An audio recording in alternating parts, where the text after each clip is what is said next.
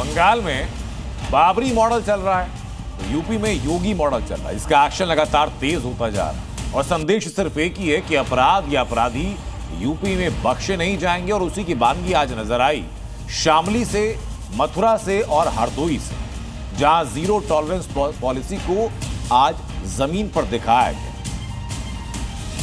योगी force का action, UP में operation Khallas on. अपराधियों और माफियाओं के खिलाफ कार्रवाई कैसे होनी चाहिए, आज उदाहरण उत्तर प्रदेश का लोग देते हैं। चुन चुन कर होगा ऐसा, यूपी से अपराध साफ। गुंडागिर्दी नहीं, गुंडा टैक्स नहीं, माफिया राज नहीं, मनमानापन नहीं, बल्कि अपराध और अपराधियों के प्रति जीरो टॉलरेंस।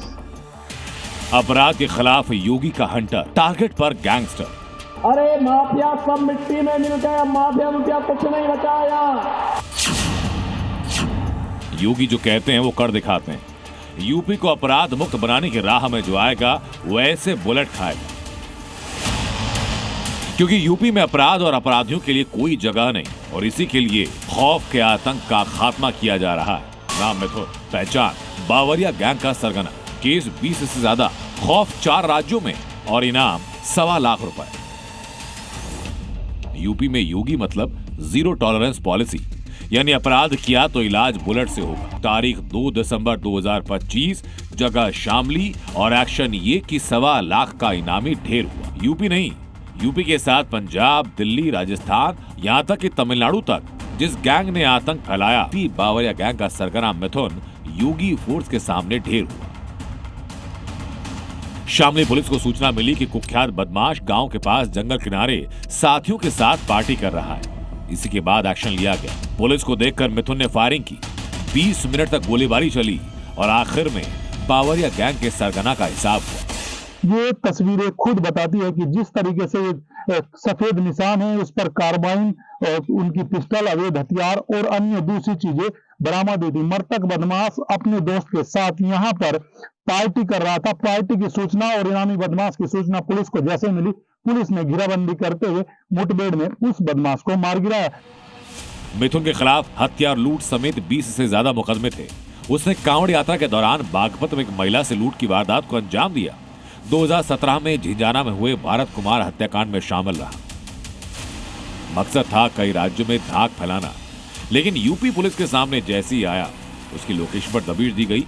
एनकाउंटर में बावरिया गैंग का चीफ मिथुन मारा गया। ये एक बिल्कुल एब्सकॉन टाइप का बदमाश है ये, जो अपने साथी के साथ घूमता रहता है और महिलाओं से चेन लूटना, लूट करना, डकैती डालना, हत्या करना इसका पेशेवर काम है ये। और सिर्फ सरगना नहीं, बल्कि कुछ और तस्वीरें देखिए। चाहे कितना भी बड़ा गैंगस्टर हो, यूपी में सारी गर्मी उतारी जाती है। मथुरा में 25,000 के इनामी प्रोफेशनल शूटर को एनकाउंटर के बाद पकड़ा गया। हरदोई में 2 तस्करों को योगी फोर्स ने दबोचा और जालौन में लुटेरों और पुलिस के बीच मुठभेड़ हुई। शामली में खौफ का दूसरा नाम मारा गया। मथुरा में यूपी पुलिस ने 25,000 के इनामी शूटर को एनकाउंटर के बाद धर दबोचा। हाथरस का रहने वाला पवन कॉन्ट्रैक्ट किलर था। इसी ने पिछले साल रघुवीर मर्डर केस को अंजाम दिया। हरदोई में मुठभेड़ के दौरान पुलिस ने 2 बदमाशों को गिरफ्तार किया। एक बदमाश के पैर में गोली लगी और कब्जे से अवैध तमंचा और कारतूस बरामद हुए। इनके पास से एक तमंचा, 2 जिंदा कारतूस, एक खोखा कारतूस एवं एक मोटरसाइकिल बरामद की गई है। अभियुक्त अलाउद्दीन को उपचार हेतु अस्पताल भेजा गया है। साथ ही दूसरे अभियुक्त को हिरासत में लेकर अग्रिम वैधानिक कार्रवाई की जा रही है। यानी मैसेज साफ है, यूपी में अपराधियों और बदमाशों को ढूंढा जा रहा है और उनका इलाज किया जा रहा है। ब्यूरो रिपोर्ट, जी मीडिया।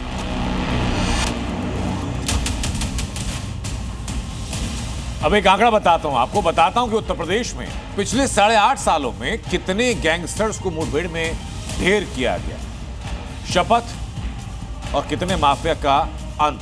ये सब आप जरा सामने देखिए। 10 जुलाई 2020 गैंगस्टर विकास दुबे को खत्म किया गया। 25 जुलाई 2020 1 लाख के इनामी टिंकू कपाला को खत्म किया गया। उसके बाद 30 अक्टूबर 2021 5 लाख के इनामी गौरी यादव को खत्म किया गया। अप्रैल 2022 2.5 लाख रुपए के इनामी आदित्य राणा को खत्म किया गया। 30 सितंबर 2022 गैंगस्टर और 1 लाख रुपए के इनामी विनोद कुमार सिंह का एनकाउंटर किया गया। अप्रैल 2023 में उमेश पाल हत्याकांड किया वांटेड असद अहमद को खत्म किया गया, जो कि 5 लाख रुपए का इनामी था। यह पूरा ट्रैक रिकॉर्ड है।